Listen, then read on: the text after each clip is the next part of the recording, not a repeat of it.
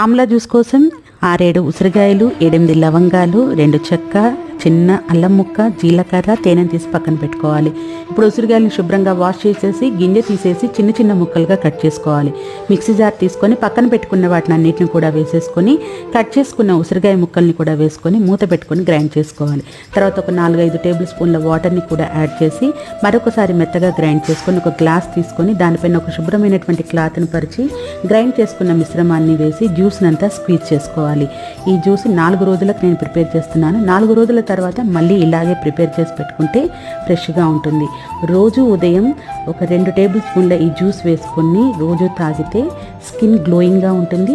అలాగే hair care కూడా చాలా మంచిది. నార్మల్ వాటర్ని యాడ్ చేసేసి కొంచెం తేనె కలుపుకొని మిగతాదంతా కూడా ఒక డబ్బాలో వేసుకొని ఫ్రిడ్జ్లో పెట్టుకుంటే 4 రోజులకు సరిపోతుంది. అంతే, హెల్తీ ఆమ్లా జ్యూస్ రెడీ. తప్పకుండా ప్రిపేర్ చేసుకోండి.